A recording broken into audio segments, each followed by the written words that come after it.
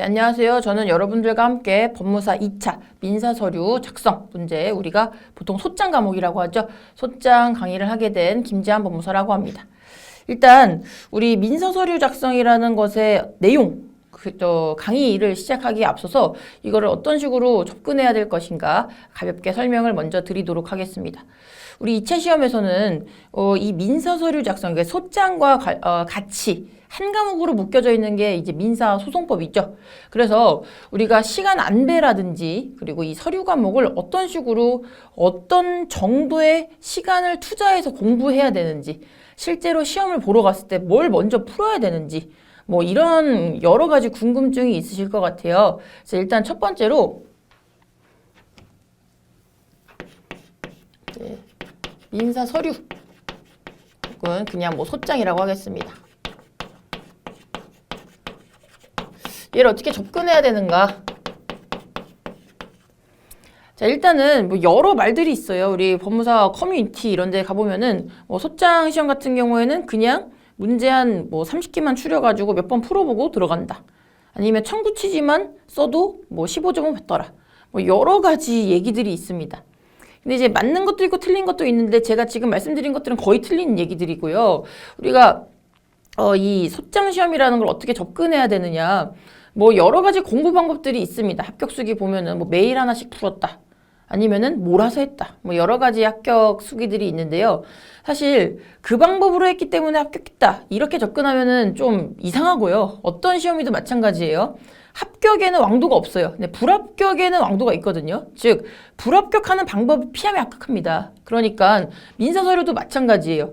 하지 말아야 될 행동들이 있어요. 그거를 안 하면 매일 1시간씩 하시든 좀 몰아서 하시든 뭐 합격을 하는데 지장이 없다라는 겁니다. 그래서 합격 수기의 내용은 이거는 이제 전체 법무사 공부를 하실 때 마찬가지지만 합격 수기의 내용은 참고할 사항이에요. 이 사람이 어떤 방법으로 합격을 했는가. 그 말인즉슨 만약에 합격자가 130명이라면 합격의 방법은 130가지예요. 내가 그 중에 하나를 택한다고 내가 합격한다라는 보장은 없습니다. 왜냐하면 그 사람의 변수와 나의 변수는 다르거든요. 그런데 불합격한 사람들의 노하우들이 있어요. 근데 그 불합격한 사람들이 한 것을 내가 그대로 썼을 때는 높은 확률로 나도 불합격합니다. 그러니까 이 과목도 그렇고 그리고 전체 법무사 시험을 어떤 접근할 때 생각을 하실 때 불합격하는 방법을 피하며 합격한다 이렇게 생각을 하시면 좋을 것 같아요. 뭐 어찌됐든 이 과목에 대해서 설명을 드리자면 이 과목은 일단 나오는 패턴이라는 게 있어요. 그래서 물론 이제 최근에 출제 경향이 조금 바뀐 것도 있습니다만 이거는 뒤에 가서 설명을 드리겠고요. 나오는 패턴이 있습니다. 그 패턴대로 우리가 공부를 하시면 되는데 막바로 문제를 풀어서 뭐 이런 어떤 설이 있어요.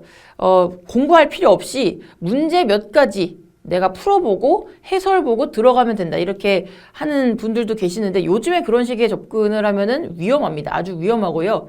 얘는 우리가 첫 번째 뭐 문제만 푼다 이런 식으로 접근하시면 절대 안 되고요. 나오는 어떤 경향과 패턴이 있어요. 이것대로 공부를 하시고요. 여기서 가장 중요한 건 뭐냐면 경향과 패턴과 무관하게 청구 취지를 암기하는 것. 뭐 이게 가장 중요합니다. 자, 그리고 두 번째, 이게 문제만 풀면 안 된다라는 거죠. 그리고 두 번째, 그럼 경향과 패턴이라는 게 뭐냐? 자, 일단 우리 법무사 시험이라는 것이 만들어지고 나서부터의 이 소장의 패턴이 있고요. 최근에 좀 가미된 어떤 경향이라는 게 있어요. 그걸 두 가지 관점에서 보면은 일단 첫 번째, 우리 시험에서 물어보는 즉 다툼의 대상이 되는 어떤 분쟁거리가 있는데 그 분쟁거리는 실제와는 다르게 우리 시험에서 나오는 분쟁거리는 4가지로 분류가 됩니다. 그러니까 실제 우리가 소송에서는 소유권 확인이라든지 뭐 채무 부존재 확인이라든지 공유물 분할이라든지 경계 확정이라든지 여러 가지 다양한 문제거리가 있죠. 그런데 우리 법무사 소장 시험에서는요, 총 4가지의 청구, 그러니까 크게 보면 4가지의 분쟁거리만 문제에 나와요. 다른 거는 사실 볼 필요가 없습니다. 물론 청구 취지 정도는 우리가 같이 보긴 할 건데요. 그런 문제는 브리타 오브 브리타에 가깝습니다. 왜냐하면 한 번도 안 나왔기 때문에. 어쨌든 나오는 청구가 정해져 있다. 이게 총 4가지입니다. 우린 이것만 잘 공부를 하면 된다라는 거죠. 참고로 이 부분에 대해서는 우리 머릿말에 나와 있어요. 교재 머릿말 한번 보시면 그 3번째 문단 한번 보시면 본 과목의 기출문제를 분석해 보자면 각종의부터 시작되는 부분이 있죠. 4가지. 가장 많이 출제가 되어 왔고요. 특히 실무에서도 가장 많은 분쟁거리가 바로 금전지급이죠. 즉, 내 돈 갚아라, 못 주겠다. 이게 제일 많은 분쟁거리 아닙니까? 우리 시험에서도 가장 많이 나오는 청구 사례였다라는 거죠. 금전지급 청구. 금전지급 청구는 사실 뭐 꼽힌다, 내년에 나올 것이다 이렇게 말하기도 참 어색한 부분인 게 그냥 나온다라고 보시면 돼요.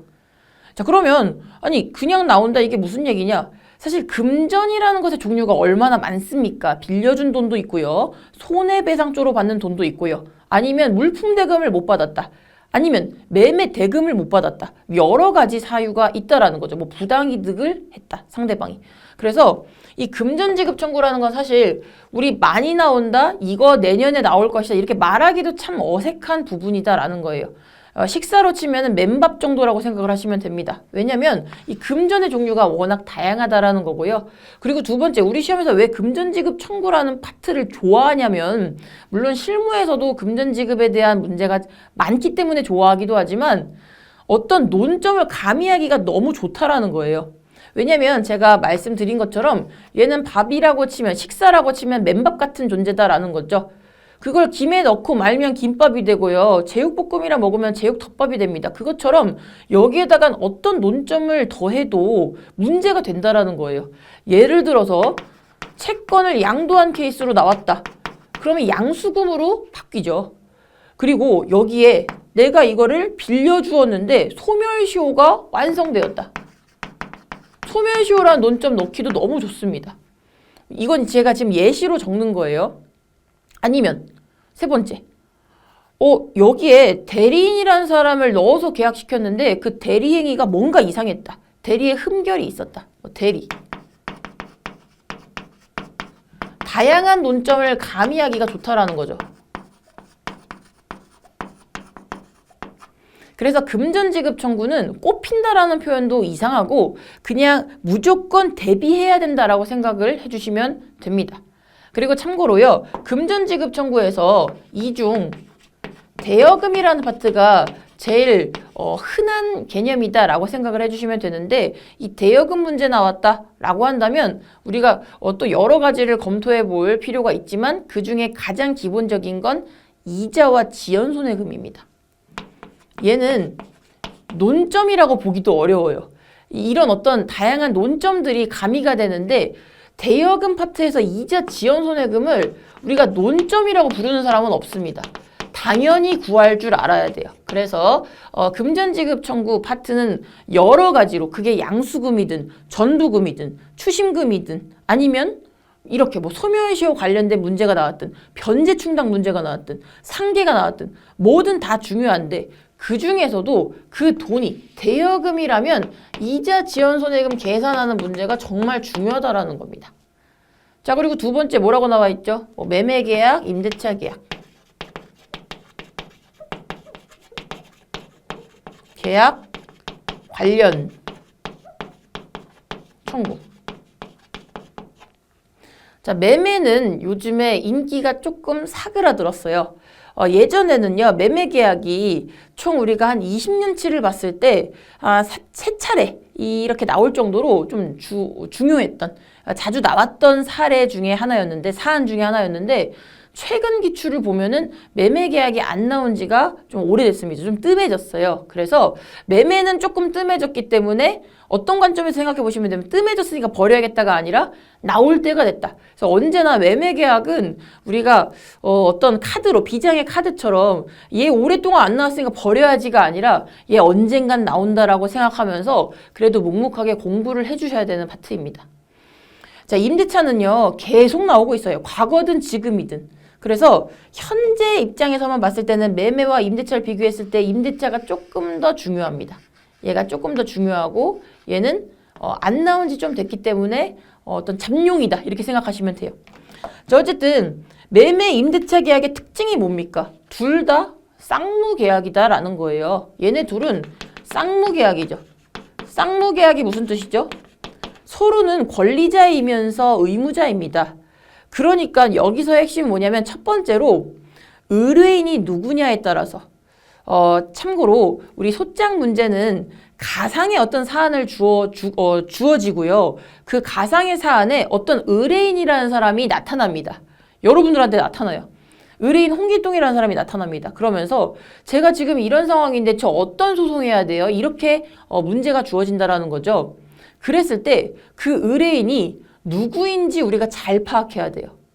왜냐? 자, 매매계약 같은 경우에는 매수인이 의뢰인일 수도 있고요. 매도인이 의뢰인일 수도 있습니다. 임대차라면요. 임차인이 의뢰인일 수도 있고 임대인이 의뢰인일 수도 있다라는 거죠. 그래서 일단 여기에서 헷갈리면 완전 논점 이탈. 그러니까 큰일 날 수도 있다라는 거고요. 자, 그리고 두 번째, 누가 의뢰인이냐에 따라서 그 사람이 행사할 수 있는 권리가 달라지죠. 자, 예를 들어 만약에 매매계약이라면 매수인, 매도인 둘 다 우리의 의뢰인이 될 수 있는데 매수인이라면 뭐 때문에 왔겠어요? 저 사람이 등기 안 줍니다. 등기 서류 안 줍니다. 이거 어떡합니까? 저 이거 사고 싶은데. 아니면 저 사람이 등기 서류 안 주는데 저도 싫습니다. 계약 해지하랍니다. 이렇게 할 수도 있겠죠. 반대로 의뢰인이 매도인이라면요. 저 매수인이 돈 안 줍니다. 이거 어떡합니까? 잔금 안 주는데요. 중도금 안 주는데요. 어떡합니까? 저 돈 받고 싶은데요. 등기 서류 빨리 넘기고 전 돈 받고 싶은데 저 어떡합니까? 그리고 두 번째, 저는 저 매수인이랑 이제 계약하고 싶지 않아요. 저도 해지하고 싶습니다. 이행지체로 계약 해지. 즉 당사자가 누구, 즉 의뢰인이 누구냐에 따라서 우리가 청구해야 되는 청구권의 내용이 달라진다는 거죠. 그래서 이러한 쌍무계약 관련된 청구 같은 경우에는 의뢰인이 누군지를 중점적으로 좀 파악할 필요가 있습니다. 자, 임대차도 마찬가지예요. 임대차도 임차인이 의뢰인일 수도 있고 임대인이 의뢰인일 수도 있습니다. 자, 만약에 임차인이 의뢰인이면은 우리는 어떤 문제가 생길 수 있죠? 저 계약 이제 끝나서 돈 받고 나가고 싶은데 돈 안 준대요. 즉 보증금 반환 청구, 금전 지급 청구하고 싶습니다. 이런 문제가 나올 수도 있고요. 임대인 같은 경우에는 어떤 문제가 생길 수 있죠? 저는 보증금 다 준비됐어요. 돈 주고 내보내고 싶어요. 그런데 다는 못 주겠어요. 저 사람 차임도 밀렸고요. 여기 건물 쓰다가 어디 뽀개 먹었어요. 그래서 그 손해배상도 제가 좀 보증금에서 까고 주고 싶어요. 그런데 임차인이 절대 그러지 말라고 뭐 얘기하고 있습니다. 아니면 보증금이 아직 넉넉하게 남아있으니까 계약을 계속 유지하고 싶대요. 저 어떡합니까? 뭐 이런 식으로 나올 수 있다라는 거죠. 즉 임차인이라면은 보증금 돌려달라라는 금전지급 청구를 하게 될 것이고 임대인의 경우에는 내 목적물 돌려달라라고 하는 목적물 인도 청구라고 하는 청구를 하게 될 것입니다. 그러니까 의뢰인이 누구냐에 따라서 달라질 수 있는 쌍무계약들, 매매계약, 임대차 계약 이게 좀 중요하다라는 거죠. 자, 그리고 제가 두 가지는 같이 썼고요. 요건 이제 쌍무계약이라는 점에서 이제 같은 테마라고 보시면 되고 세 번째가 등기청구입니다. 등기청구. 자, 등기청구가 뭐죠? 등기 달라라는 겁니다. 물론 매매계약에서 매수인이 등기 청구할 수 있는 거 아니냐? 그런 식으로 접근하면 요 두 개가 우리가 같은 문제로 출제되었다. 뭐 이렇게 보시면 되는데 요걸 좀 나누어서요. 매매계약에 기한 등기청구도 있지만 우리 시험에서 더 좋아하는 등기청구의 유형은 돈을 빌려주면서 근저당권 설정을 했을 때 그 근저당권 설정 등기를 말소해달라. 뭐 이런 청구를 더 좋아한다라는 겁니다. 그래서 여기서의 등기청구라는 것은 이전 등기청구도 의미하지만 말소 등기청구 혹은 우리 시험에서 그렇게 좋아하지는 않지만 말소 등기를 회복하는 말소 회복 등기 청구, 뭐 이런 각각의 등기 청구도 포함되는 개념입니다. 자, 어쨌든 등기 청구도 우리 시험에서 굉장히 좋아하고 있고요. 그 중에서도 말소 등기 청구를 조금 더 좋아하고 있다라는 겁니다. 자, 그랬을 때 우리가 어떤 식으로 그 청구 취지를 쓰고 관련된 판례를 집어넣을 수 있느냐 이런 것들을 생각해 볼 필요가 있다라는 거죠. 자, 그리고 제가 뒷부분에서 자세하게 설명을 드리겠지만 지금은 일단 들어만 주시고요. 이 세 가지 청구 같은 경우에는 우리가 묶어서 이행 청구라고 합니다. 즉 무언가의 지급, 무언가의 인도, 무언가의 절차의 이행 이런 것들을 청구하는 유형이라고 해서 이행 청구라고 해요. 즉 우리 시험은요 80% 정도가 이행 청구를 묻는 문제예요. 왜냐면 얘네들이 다 이행 청구거든요. 아직 무슨 말인지 모르셔도 됩니다. 가볍게 얘는 이행 청구입니다.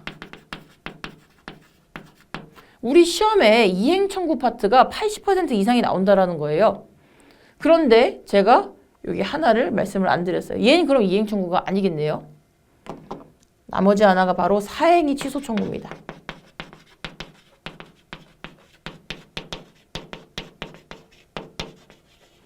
자, 우리 민법 공부하시고요. 민사소송법 공부하셨으니까 이거 아시겠죠? 얘는 어떤 청구죠? 형성 청구입니다. 형성 청구. 우리 시험에서 나오는 유일한 형성 청구라고 생각하시면 돼요.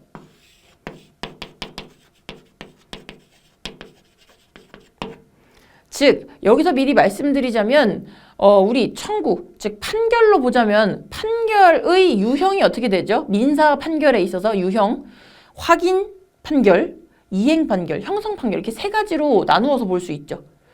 자, 그런데 거기에서 우리 시험 같은 경우에는 무엇을 구하는 문제, 이행 판결을 구하는 문제가 압도적으로 많고 예외적으로 형성 청구 중 사행위 취소만 나온다라는 거예요. 이 말인즉슨 우리 시험에 뭐는 안 나온다고요? 안 나온다고요? 우리 시험에 안 나오는 거. 절대 출제 안 되는 거. 어떠한 확인이든 확인을 물어보는 거. 소유권 확인, 채무 부존재 확인, 증서 진부 확인 이런 확인 청구는 우리 시험에서 단 한 번도 나온 적이 없습니다. 그러니까 얘는 청구치 불이탈을 대비한다라는 말 자체가 굉장히 모순적이긴 한데 청구 취지를 눈으로 익히면서 혹시라도 만약에 확인 청구가 나왔을 때 나는 남들과 달리 청구 취지라도 비슷하게 써보겠다라는 마음으로 청구 취지는 가볍게 볼 필요가 있어요. 그런데 이거를 대비한다라는 개념으로 내가 청구 원인도 잘 써야지, 관련 판례도 내가 다 외워야지 이런 식으로 접근하면 조금 곤란합니다. 자, 그리고 그러니까 확인 청구는 이제 절대 뭐든 안 나온다라는 거죠. 그리고 이제 형성 청구 중에서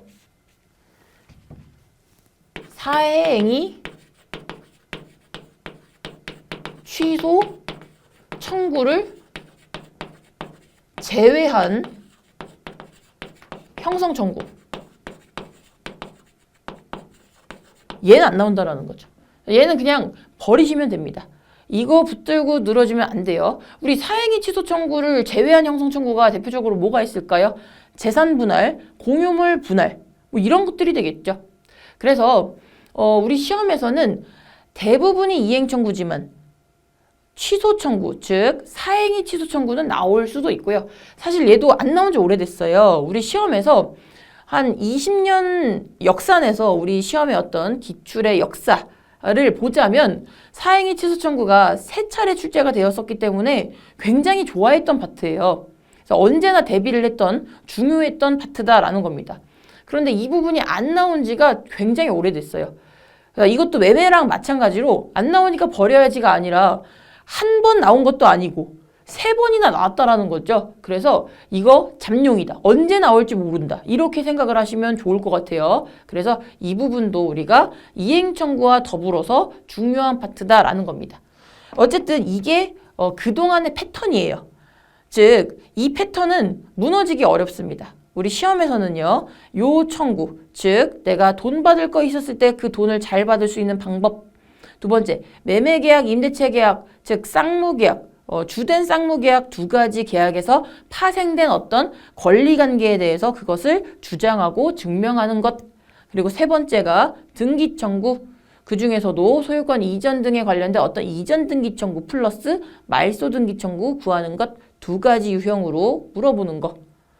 참고로 우리가 등기 청구라고 하는 것은 의사진술을 구하는 청구라고 하는 범위에 들어있는 청구예요. 의사진술을 구하는 청구의 대표가 바로 등기 청구고요. 그 다음이 어떤 채권 양도의 통지 뭐 이런 것들인데 우리 시험에서는 의사진술을 구하는 청구라 함은 등기 청구만 나온다. 이렇게 생각하셔도 무방합니다. 이 부분도 뒤에 청구 취지 제가 설명드릴 때 설명을 드리도록 하겠고요. 자, 그리고 마지막이 얘만 유일하게 이행 청구가 아니라는 거죠. 사행위 취소 청구. 즉 채권자가 돈을 빌려줬습니다. 채무자한테. 아니면 받을 돈이 생겼어요. 물품 대금 등 받을 돈이 있습니다.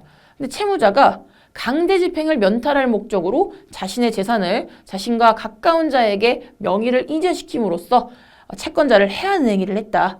그랬을 때 이 법률행위, 뭐 증여계약이든 매매계약이든 근저당권 설정계약이든 간에 그 법률행위를 채권자의 지위에서 취소시키는 채권자 취소권, 즉 사행위 취소 청구도 우리 시험에서 굉장히 좋아했다라는 겁니다.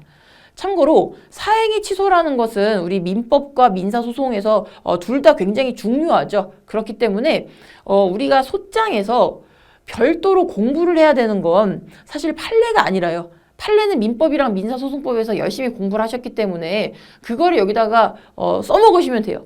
근데 여기서 우리가 주의해야 될 점, 즉 원고적 격과 피고적 격, 그리고 여기서 청구 취지 어떻게 써야 되는지, 그리고 여기에서 이게 가액 배상을 구할 수 있는지 없는지 이런 것들만 제가 꼽아가지고 즉 소장 시험에서 별도로 알아야 되는 부분만 제가 꼽아가지고 좀 설명을 드릴 예정입니다. 그리고 참고로요, 우리 시험에서 사행위 취소가 나왔을 때는 항상 그 채무자의 유일한 부동산인 케이스로 나왔어요. 요거 익숙하시죠? 1차 공부하실 때 워낙에 귀가 따가울 정도로 들으셨기 때문에 아실 겁니다. 우리 사행위 취소를 하기 위해서는 원칙적으로 채권자가 모든 사행위 취소의 요건을 주장하고 증명할 책임이 있죠. 그런데 채무자가 자신의 유일한 부동산을 처분하는 행위를 했을 때는 사의 의사와 사의 행위라는 것이 추정되지 않습니까? 그렇기 때문에 우리 시험에서 굉장히 좋아한다라는 거예요. 만약에 그런 사안이 아니라면 채권자가 주장하고 입증해야 될 내용이 너무 많아집니다. 소장에 불필요한 내용들이 너무 많이 생긴다라는 거예요.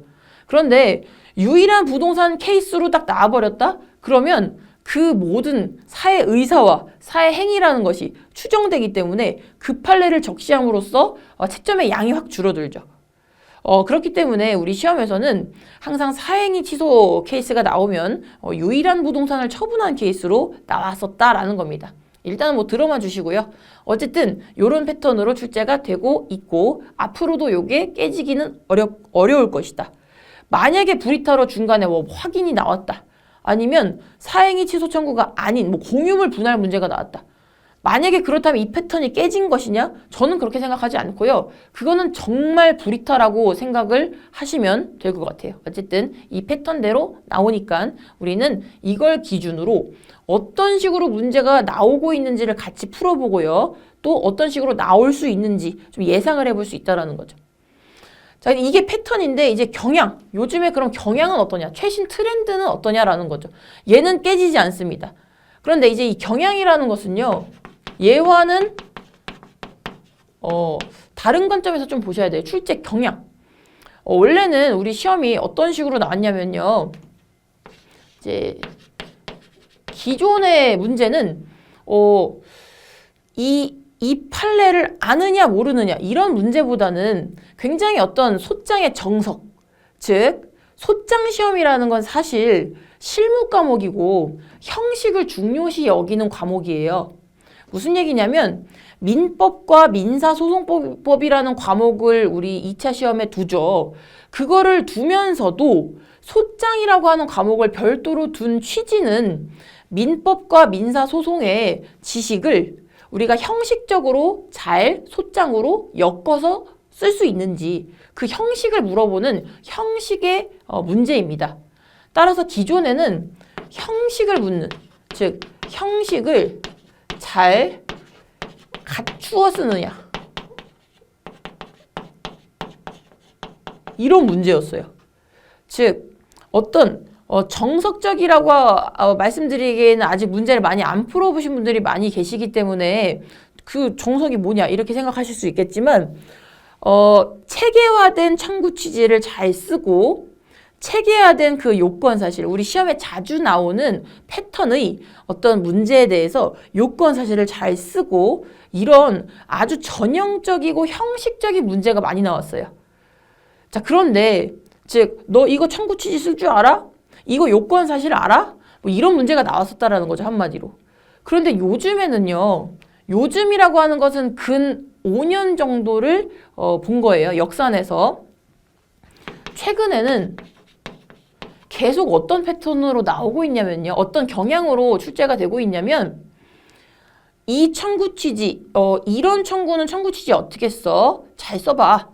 이거 요건 사실 어떻게 써? 잘 써봐. 이게 아니라 이슈가 되는 판례들이 있어요. 이슈가 되는 판례들.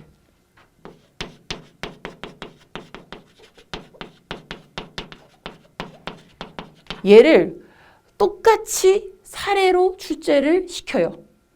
그런 다음에 이렇게 물어보는 거죠. 이 판례 알아? 이렇게 물어보는 거죠.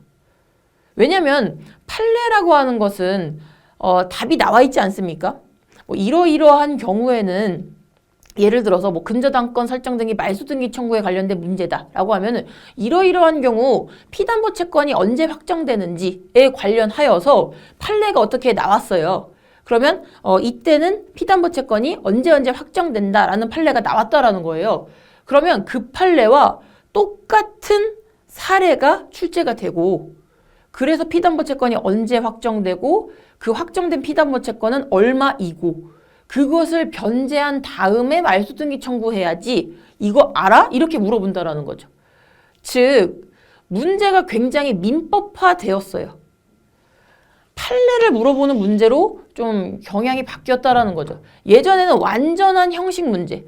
왜냐하면 소장이라는 과목의 존재 이유가 민법이랑 민사소송법을 잘 공부해서 그것을 잘 엮어서 실무자로서 소장 하나를 잘 작성할 수 있는가, 즉 형식을 꾸릴 수 있는가 이런 관점에서 물어봤다가 요 최근에는 굉장히 트렌드가 마치 어떤 변시 문제처럼 혹은 민법 문제처럼 약간 변화가 되고 있어요. 변화가 되었습니다.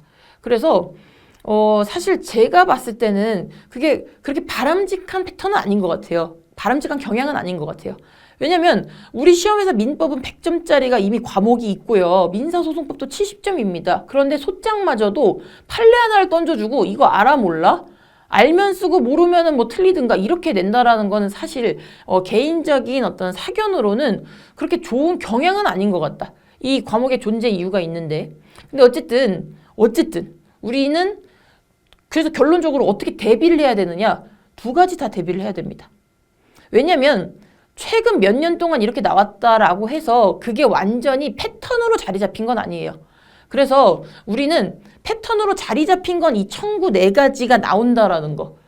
그렇게 숙지를 해주시고 지금 경향을 보자면 최근 경향을 보자면 어떤 판례를 던져두고 결론에 대해서 물어보는 마치 민법 문제처럼 출제가 되는 경향이 생겼긴 했지만 기존에 나왔던 즉 제대로 된 소장의 형식을 갖추느냐 이 문제도 우리가 버리면 안 된다라는 겁니다. 결론적으로 말씀드리면 청구 취지 암기와 판례 암기가 둘 다 중요하다라는 겁니다.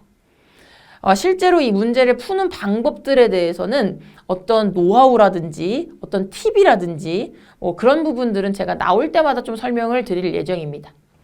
자, 어쨌든 이게 우리가 이 과목을 접근해야 되는 어떤 접근하기 전에 알아야 되는 숙지해야 되는 내용들이다라고 보시면 좋을 것 같아요.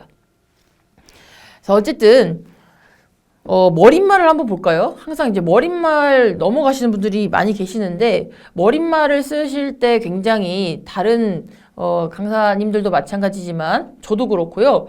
고심 끝에 씁니다. 그래서 이거는 좀 봐주실 필요가 있어요. 머릿말 보시면 법무사 시험에서 소장 과목은 어떤 식으로 출제가 되느냐? 가상의 민사사건을 제시하면서 의뢰인에게 가장 합리적이면서도 전부 승소할 수 있는 소장의 작성을 요구하고 있다. 그러니까 어떤 가상의 사례가 주어지고요. 의뢰인이 이렇게 요구합니다.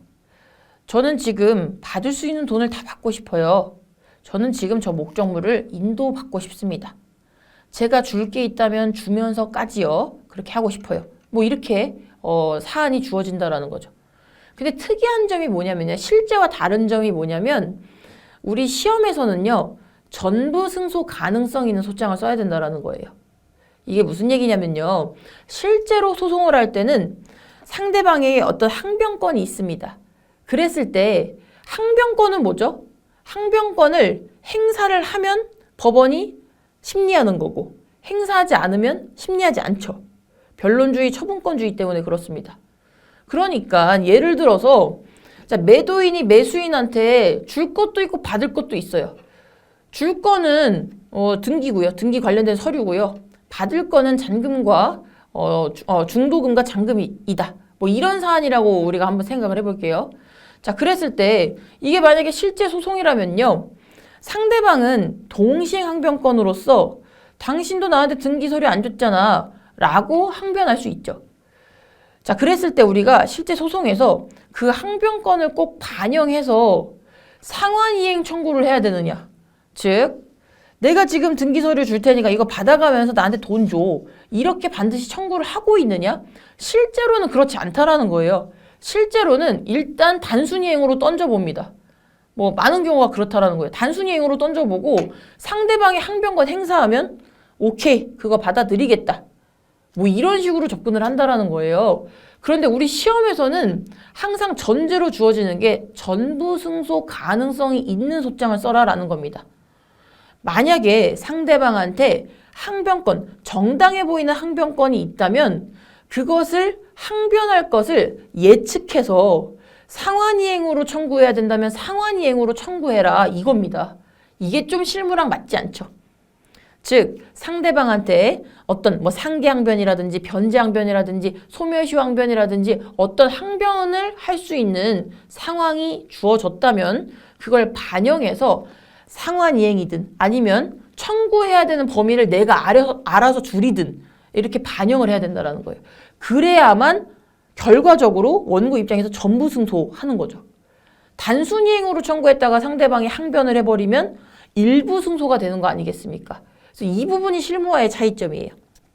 마저 보시면 가상의 민사사건을 제시하면서 의뢰인에게 가장 합리적이면서도 전부 승소할 수 있는 소장의 작성을 요구하고 있다. 이때 해당 청구에 대한 요지이자 원고가 원하는 판결의 결론인 청구 취지를 명확하게 기재하는 것이 가장 중요하다. 그리고 청구 원인도 요건 사실이라는 것에 맞게 쓰는 것이 굉장히 중요하다라는 거죠. 자, 그리고 두 번째 문단, 이 문단을 제가 어떤 이 과목뿐만 아니라 전체의 어떤 법무사 시험, 더 나아가서 어떠한 시험에서도 이게 가장 중요하다라고 생각을 해요. 청구 취지를 정확하게 쓰기 위해서는 분쟁 유형별 청구 취지의 기재례를 학습 암기하여야 하며 이때 눈으로 암기하고 손으로 확인한다라는 생각으로 외우고 안 보고 써보는 연습을 반복해야 된다. 이게 무슨 얘기냐면요. 우리가 공부를 할 때 반대로 하는 분이 굉장히 많더라고요. 즉 암기를 할 때 손으로 암기를 해요.